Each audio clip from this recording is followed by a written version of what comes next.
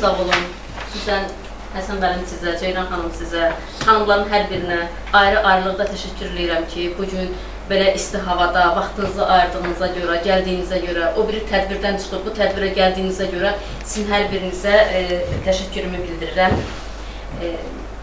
Bugün Hökumət Təşkilatlarının Dövlət Dəstəyi Agentliyinin layihəsi olan ana və uşaq sağlamlığının qorunması layihəsi ilə əlaqədar biz bura gəlmişik. Və birinci növbədə onu demək istəyirəm ki, ana və uşaq sağlamlığı nədir?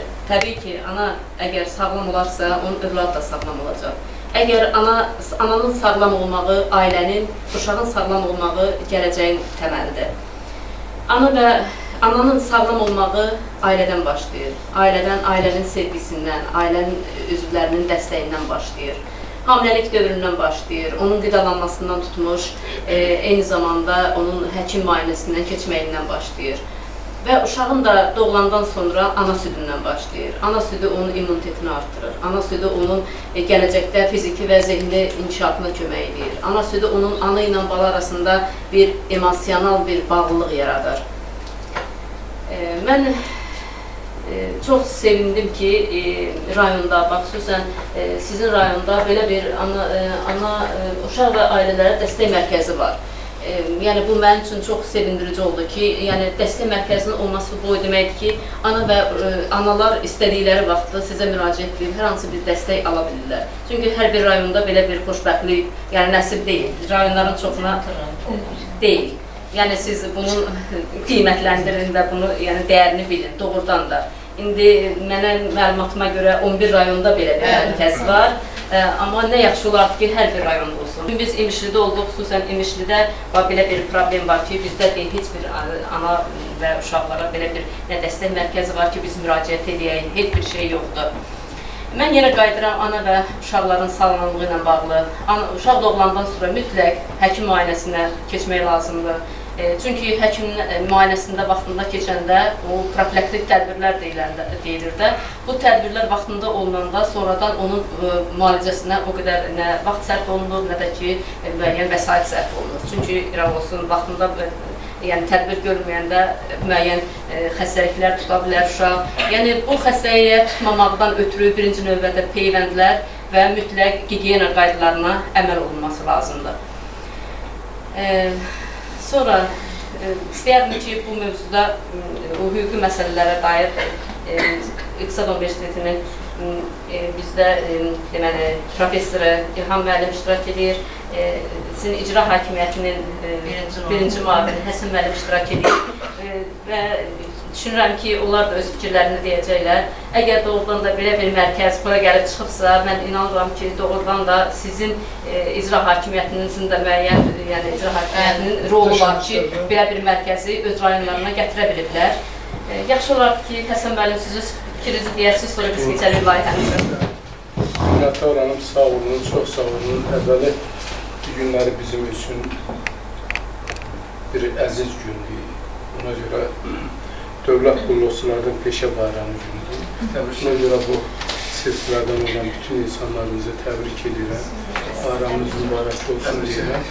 Təbii ki, cəmiyyətdə o cənab prezidentin təbiri desək, dövlət qulluğu böyük bir imtiyaz, səlahiyyət deyil. Məsuliyyət, məhəbbət, sevgi, insanlara qayğı, mərhəmətdir.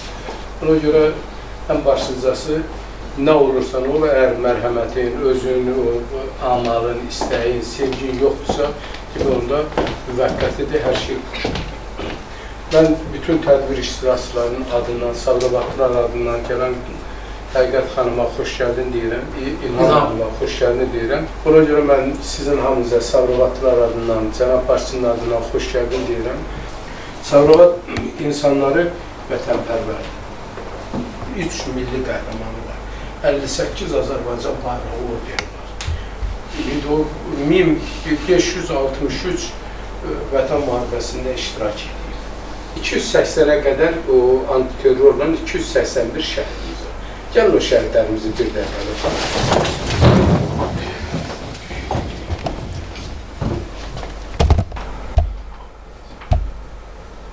Allah rəhmət eləsin. Bizim bu günləri bir aktual mövzudur. Demək olar ki, həftə ərzində 3, 2, bax, dünən yox sıra 41 intihar hadisəsi. 23 yaşında o gün bana... Azərbaycanda yoxsa bizim? Ama bizim sağlardan danışırlar. Bax, o anadır, ailədir. Mən, bax, hamı sadavatıyıq, ondan sonra vətənin hər biri bizim üçün əzizdir. İnanın Allah, hər 5-ci gün olur da. Gəlin ora, o günləri baxın, gül kimi uşaq. Nədir, xasiyyətimiz tutur, üzr istəyirəm, biz cəhənnəmə xasiyyətini tutsun. Və uşağın taliyi nədir? 2 dənə uşaq, baxırsan, belə o ata, ananı bir-birindən, əksər vaxtı görürsən ki, ailənin müdaxiləsi. Ondan sonra belə, bax, bunda mən icrası bəzi vaxt deyirəm, o dini icmanı, deyirəm ki, dur, filan kəs seyirdi, asaqal. Deyirəm ki, axı bizim o ərazidə 11 dənə bu ay boşanma olub, ərazində, sən asaqallığın hada qalır. Bizdən də soruşurlar. Bu Allah'ın dostu, indi hamısı mən burada bazıları, xanımlar deyir, Allah 2 halda lərziyə gəlir. Deyir, bir talaq yeri oxunanda, yəni boşanma olanda, bir də ki, məzlumun ahı, məzluma bir haqsızlıq olardı. Ona görə, bax, bu günləri Sabirabadda perinatal mərkəz var. Ağcabəddən, Zərdabdan gəlirlər, o keysəri əməliyyatının olunan, and olsun Allah'a. Bax, ölüm hadisəsi olur, orada anadan, uşaqdır. Məlum olur ki, bunda 3 gün, 4 gün bundan qabaq üzr istəyirəm. Bu problem yaranıb 4 gündən sonra gəlir. Eləsi olur ki, oraya gəlir, zəng çalırlar, Ağcabəddən, Zərdabdan, məlum, oraya xəstəmiz gedib. Zəng çalıram, deyir ki, məlum, ələskol pomoşdan düşürlər ki, dünyasını dəyişdir. Yəni, bizim bu insanlarda bir laqeydlik var. Nə yaxşı? Bu icbari sığorta işə düşdü. Poliklinika burada yerləşirdi. Poliklinikaya adam gedirdi. Sən olur, poliklinikaya adam gedirdi, o sizin qonşunuz. Bomboş, orada həkimlər qalırdı. Bu icbari sığorta çıxandan sonra mən gedmişəm oraya ki, illərlə belə özünə bir iğnə vurdurmayan adam, bir dənə İstanbul alıb atmayan, puluna qıymayan adam 27 analiz istiyor ki, o 27 analizi niyə verməməlisən ki? O bizdə yaxşı təbliğatdır ki, qoy, başlıcası sağlamlıqdır. Nəinki, əgər ata sağlam deyilsə, uşağı da sağlamlığına söhbət edir. Ana sağlam deyilsə, atada, ailəyə problem yaranır. Ancaq ana əgər savadlısa, savadlı cəmiyyət yaranır. Ailə yox, savadlı cəmiyyət yaranır. Əgər ana təhsilsə, üzr istəyirəm, o ailədə məzun olur, o uşaq kiməsə möhtac olur. Ancaq mən təhsilsiz, anam təhsilsiz olur. Ancaq tələbkar analar görmüşəm ki, məzun olur ki, haradasıyla tərbiyəsi ilə məşğul olur, o uşağı bir yerə çıxarır. Sağ olun ki, sahib seçib gəlmişsiniz. Bura doğma məkandır, bura vaxtı ilə İzram Hüseynova da gəlir. Sədaqət Qəhrəmanova bacımdır. Bu dəfələrlə, özü danışanda da belə, dəfələrlə bura gəlir. Yuxarıda qadın resurs mərkəzinə 3 otaqlıqda, bu qadın resurs mərkəzinin nədənsə öz fəaliyyətini dayanırdı. Allah'ın olsun gəliblər ona, Dalbadar gəliblər. Sabirabaddan regional həmin o 11, Sabirabaddan 11'dir. 10 rayon Dalbadar gəliblər bura, tədbirlər keçiriblər. Daimi bizi sahib seçib gəldiyinizə görə Allah sizi seçsin. Seçilmişlərdən Allah'a şükür bizi nə vasıyla narahat edin, ev yoxdur. Özə tədbir mən deyirdim 29'una qalsın, dedi ki, hesabat verəcəm, mən Ceyran xanım gəl dedi, dedim ki, olsun saat 4. Var olsun, teşekkür ederim. Buyurun, Ərqət xanım, təşəkkür ederim. Ceyran xanım, sizin İbrahim, mən bayaqları Həsən müəllim danışdı, mən bir-iki şeyi nəzərinizə çatdırmaq istəyirəm. Ailədə psixoloji vəziyyət. O bayaqlar dedi ki, nə qədər uşaqlar, 41 nəfər, yəni mütləq ailədə psixoloji vəziyyət, psixoloji mühit sağlam olmalıdır, psixoloji mühit qaydasında olmalıdır ki, uşaq gələcəkdə yəni başqa bir problemlər yaşamasın. Eyni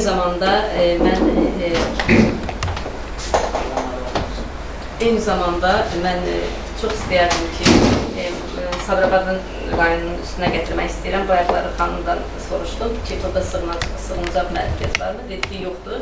Amma bu çox yaxşı bir haldır müəllim. Niyə görə? Çünki heç kəs xali deyil. Yəni ki, hər bir cür görürsünüz, eləsi var intihara əl atabilir, eləsi var hansısa bir psixoloji hamının vəziyyəti eyni deyil. Amma yaxşı var ki, o mərkəz olsaydı elə bir yer.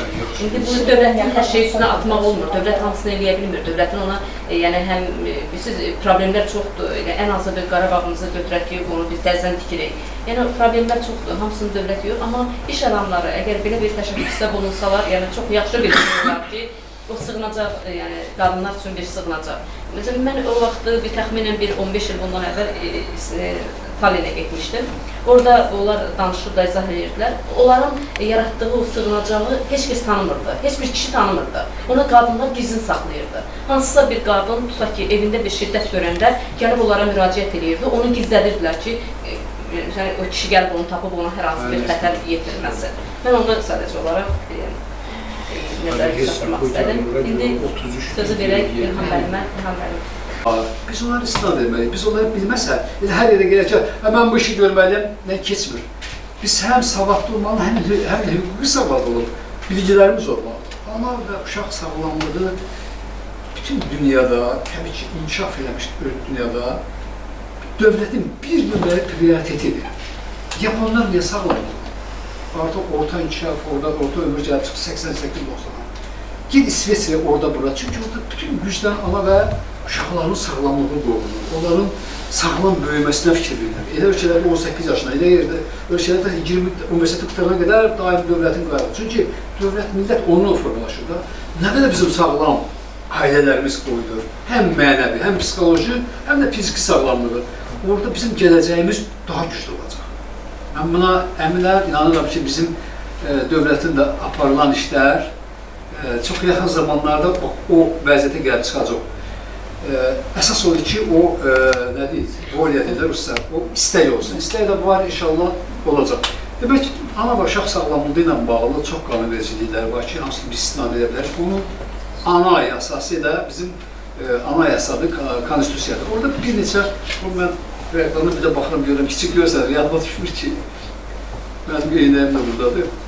Demək, çox üzr istəyirəm. Demək, biraz da böyüdüm ona elə. Demək, deməli, Konstitusiyanın 17-ci maddəsində göstərilir. Ailə, uşaq və dövlət. Ailə cəmiyyətinin əsas elementi kimi dövlətin xüsusi müdafiəsindədir, ailə. Uşaqlara qayğı və tərbiyə valideynlərin borcudur. Bu, Konstitusiya maddələridir. Və valideyn himayəsindən məhrum olmuş uşaqlar dövlətin müdafiəsindədir. Yəni, bu, niyə? Çünki təməl prinsiplərdir.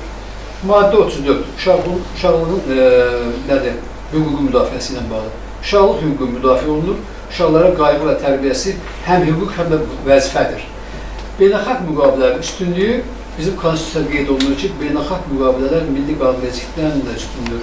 Yəni, bu söhbət ondan gedir ki, bizim qoşulduğumuz bir çox konvensiyalar var ki, ana və uşaq sağlamlığı ilə bağlı, uşaq hüquqları ilə bağlı, bizim dövlət də ondan qoşulur. Yəni, biz həmən qanunların da irəli gələn vəzifələrlə biz artıq onu həyata keçirməli və öz vəzifə hüququmuz kimi onu qəbul etməliyik.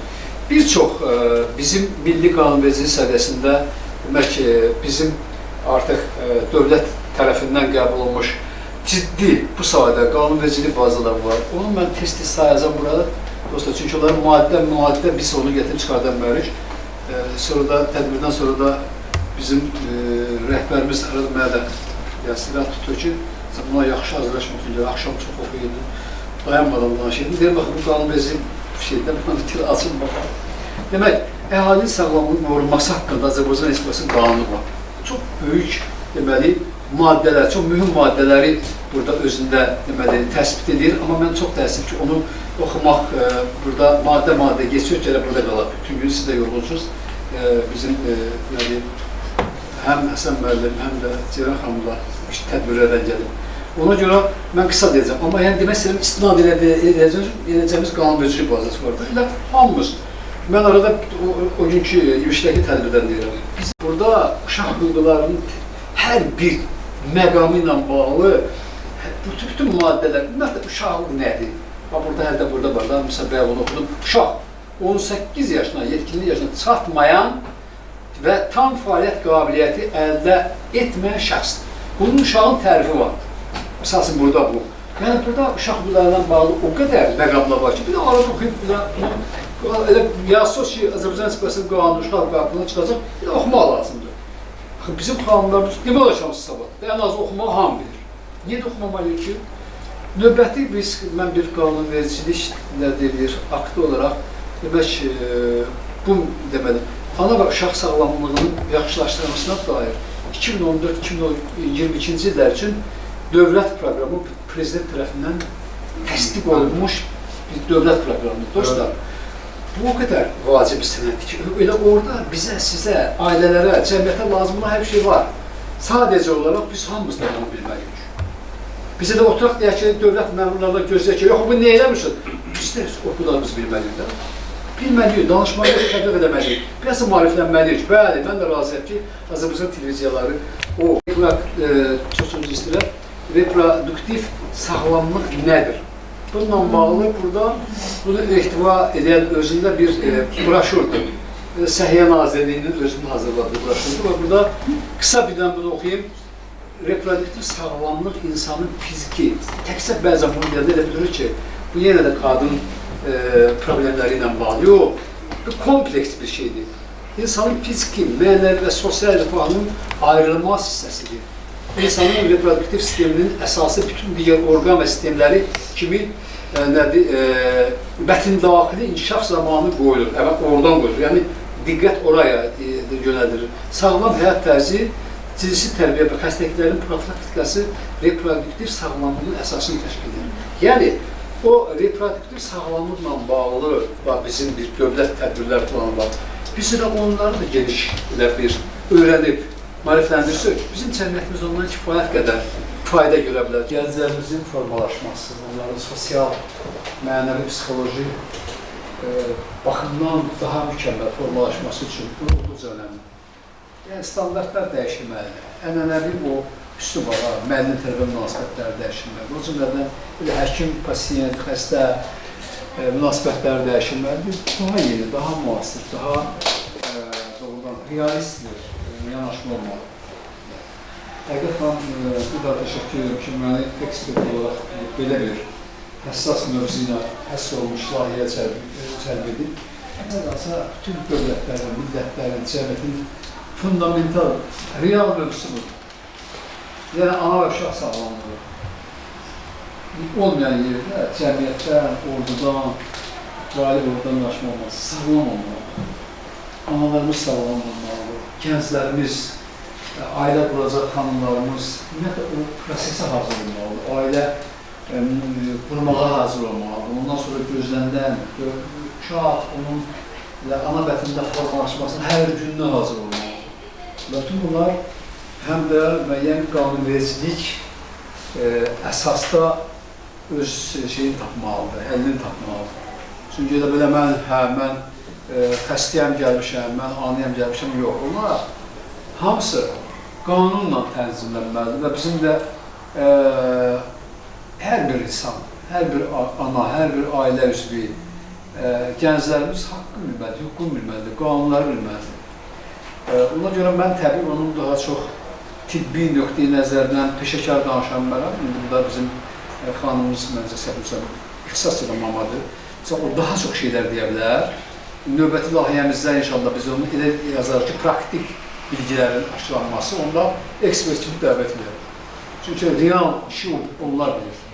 Amma məsələn, biz onun qanunvericilik, yəni biz sabah haqqımızı tələb edəndə və ailə quranda, uşaq olanda, uşaq gözləniləndə bilməli ki, hüququmuzdadır. Bilməli ki, dövlət bizim tibbi xidmətlərə hansı səviyyədə əlçatan edir. Biz nəyə qədər, hara qədər biz o xidmətlərdən yararlana bilərik. Ona görə həm hava şəraiti, həm istini nəzərə alır, mən çalışacağım ki, çox qısa. Bu mövzu o qədər böyük mövzudur ki, burada mən sadanacağım, hələ bir hissəsi də əslində qalsa, qanunvericilikdən danışmağa başlasaq ki, saatlarla burada olur. Amma ən azı, hansı qanunlar bizi qoruyur, hansı qanunlara istinad eləməliyik, hansı qanunlara biz bizim hüquqlarımız qanunlarda təsbit olunur, onu bilməliyik. Bir daha təşəkkür edirəm hər birinizə, var olun. Ümumiyyətlə, ictimai fəal olmaq lazım, sosial cəhətdən fəal olmaq lazım. Bizim ənənəvi, bizim təbii ki, Azərbaycanın xalqının ən çox öyünəcəyi bir institut varsa, ailə institutudur. Amma biraz da onun həm mühafizəkarlıqdan adca çıxarmaq lazımdır, çox yox. Qadınlarımız da sərbəst olmalıdır, hüquqlarını bilməlidir və həqiqətən demiş ki, daha çox savadlı olmalıdır. Çünki onlar daha çox gələcəkdə daha mükəmməl övladlar yetişdirə bilər. Bu reallıqdır, belədir. Və plus, təbii ki, ailə daxil münasibətlər son dərəcə normal olmalı. Mənəvi psixoloji baxımdan qaydasında olmalıdır. Mən deyə bilərsiniz ki, İlham müəllim iqtisadçıdır, sən bu mövzuya da mən ixtisasda statistik. Mən statistika üzrə bir mütəxəssisəm, aliməm, yəni kitablar var. O cümlədən, misal üçün, keçən bir 400-500 səhifəlik bir əhali statistikası kitabı, dərslik mən çap etdirdim, təbii tələbələr üçün. Və onun bir hissəsi də əhali, doğum, ölüm, yaşlaşma, əhalinin təkrar istehsalı, ailə münasibətləri, bütün bunlara həsr olunur.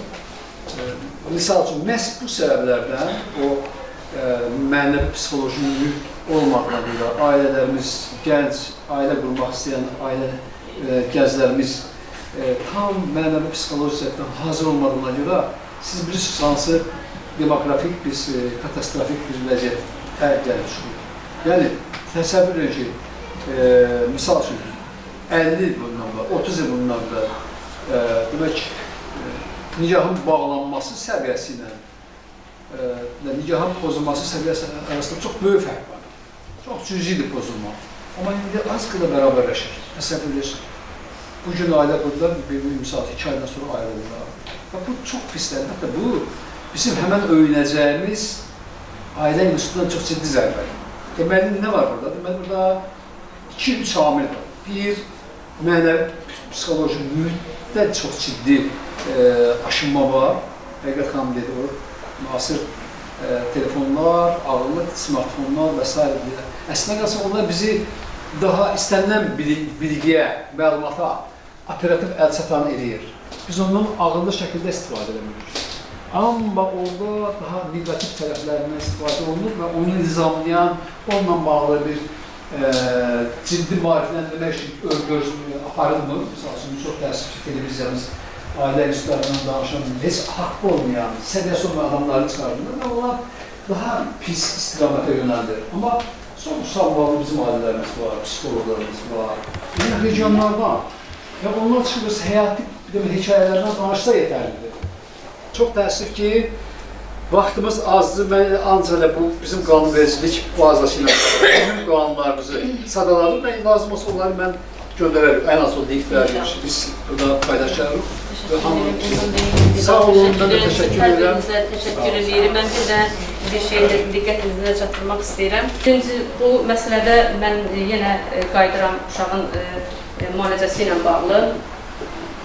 Mütləq həkimlərdən, yəni həkimləri seçəndə də mütləq, yəni yaxşı həkimləri seçin, müayinə olunun. Vaxtda da biləsuarda da demişlər ki, artıq bu hamiləlik sonlandırıb və ümumiyyətlə ana bətnindən yəni uşaqlı götürülməlidir. Amma Bakıda Alik adlı bir həkim var. O Alik onu müalicə elədi. Düzdür, hamiləliyi sonlandırdı, amma onu müalicə elədi. İndi şükür bir neçə uşağı var, sağlam da uşağı var. Yəni bu həkimlər ona görə deyirəm ki, düzgün seçin ki, bu da çox vacib məsələlərdən biridir. Sonra yenə bir yaxınım, bir tanıdığım bir xanım var, uzi üzrə mütəxəssisdir. O dedi ki, bəs yanıma bir hamilə qadın gəlmişdi, haradasa bir 4 aylıq hamilə idi. Ona dedim ki, bəs uşağın ürəyində problem var, qusur var. Yenə fikirləş və ola bilər ki, sən bu uşağı dünyaya gətirməyəsən. O gedib başqa həkimə getmişdi, həkim demişdi, boş danışıqdır, belədir, filanlı uşağı dünyaya gətirir. Amma uşaq anadan olandan sonra məlum oldu ki, bunun doğrudan da ürəyi qüsurludur və uşağın hesab edin ki, 40-ı çıxmamış, onun açıq ürək əməliyyatı keçirdilər uşaqda. Yəni bu çox ciddi məsələlərdən biridir. Ona görə deyirəm ki, həkimləriniz də düzgün seçin. Vaxtı-vaxtında mütləq müayinəyə getmək lazımdır. Mütləq peyvəndlərdən istifadə olunmalıdır ki, elə deyirəm ki, gələcəkdə müəyyən xəstəliklərə yol açmasın. Sonra mən qayıtmaq istəyirəm uşağın evdə vəziyyəti ilə bağlı. Çox vaxt telefonla çox istifadə edirlər. 41 adam intihar edir, bunun əksəriyyəti yeniyetmələrdir. Bu yeniyetmələrin, yəni yeniyetmə də uşaqdır, yəni böyük deyil. Bu yeniyetmələrin görən səbəbi nədir ki, bunlar intihar edirlər? Amma məlum olub ki, onlara ən çox telefonlar. Telefonlarda müəyyən proqramlara baxırlar, onları ölümə təhrik edən proqramlardan istifadə edirlər. Yəni mümkün qədər o telefonları uşaqlara verməyin. Çünki uşaqların həm yuxusuna təsir edir, həm uşaqların formalaşmasına təsir edir və nə yaxşı ki, o telefondan uzaq olsun və uşaqların ən çox açıq havada, yəni idmanla məşğul olmaqları, açıq havada velosiped sürməkləri bunları daha çox cəlb eləməlidir ki, siz onu təşviq edin ki, nəinki yoxsa ki, telefondan istifadə edəsiniz.Mişlidə bir xanım dedi ki, mən kitabxanada işləyirəm, amma bütün gün otururam kitabxanada, heç kəs gəlib məndən kitab istəmir. Yəni mümkün qədər o kitabxanaçıları kitabxanada tək qoymayın, mütləq müraciət edin. Mən bu ayaqlarda onlara misal gətirdim. Bilmirəm, o vaxtı mərhum Heydər Əliyev, bilmirəm, Sabirabadda olmuşdu, yoxsa Beynidanda olmuşdu. Pamukçu qızlarla görüşəndə demişdi, mənə nə sualınız var? Demişdilər ki, bizim bir kitabımız var, bölmüşük öz aramızda, mənə hələ gələn növbə çatmayıb.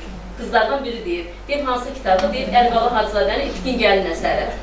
Yəni ki, o vaxtı o qızlar səhər saat 4-dən gedirdilər, axşam saat 10-da gəlirdilər. Amma o yenə o iki daşın arasında öz maarifləməklərindən geri qalmırdılar. Yəni bu xanımlara bir daha mən ana və uşaq sağlamlığına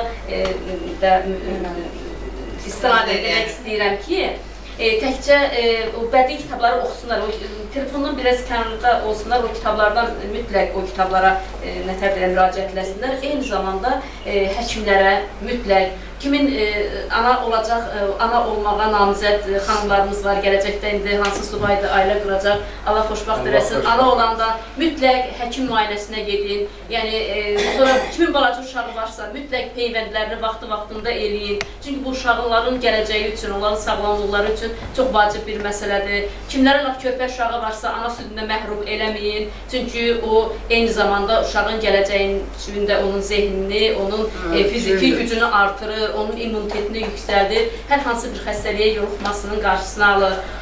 Sonra, nə deyərdim, yəni hər bir halda çalışın, maariflənin, öz hüquqlarınızı bilməklə bərabər, eyni zamanda o kitabları oxucusuz qoymayın. Yəni o kitablara daimi müraciət edin. Kitabxanasında o baxnamə var, o üzr istəyirəm. Çox gözəl oxucu kütləsi var. Və tədbirlər keçirilir, icra hakimiyyətinin dəstəyi ilə. Gəlir qadın, uşaq, gəlir otururlar, çay içir, kofesində içir, portunda yolunda. Onu da deyim ki, bu hadisəni mənə bayaq danışdım, mərhum Heydər Əliyevə müraciət ki, bizə bu kitabı çoxaltsınlar. Onu mənə rəhmətlik Əlibala Hacızadə danışmışdı, özü danışmışdı şəxsən. Ondan bir müddət bir yerdə biz işlədik, hardasa çox yox, 4-5 ay, Allah rəhmət eləsin. O dedi ki, bir də gördüm, mənə deyir, xəbər gəldi ki, sənin kitabı 100 min çapa verirlər. 100 min deyir, bir verdilər, sonra təzdən bir də 100 min verdilər. 200 min deyir, o tirajla o çap oldu o kitab. O vaxtı mərhum Heydər Əliyev yəni, ona bircə o xanımın sözü ki, bu kitabdan çoxalın ki, mən o kitabı oxuyum. Yəni ki, o rəhbərlik də daima qadınların maariflənməsinin, yəni bu günləri bütün cəmiyyətimizin o qadınların maariflənməsinə ehtiyac var. Yəni qadın nə qədər oxuyarsa, qadın nə qədər təhsilli olarsa, onun övladı ola bilməz ki, təhsilli qadının uşağı təhsilsiz olsun. Yəni o mütləq özündən olanı o uşağa keçirəcək. Bir daha sizdən hər birinizə təşəkkür edirəm. Elə hər birinizə ayrı-ayrılıqda ki, siz bizə vaxt ayırırsınız. Allah sizə can sağlığı versin və həmcə tədbirlərə iştirak edəcəksiniz.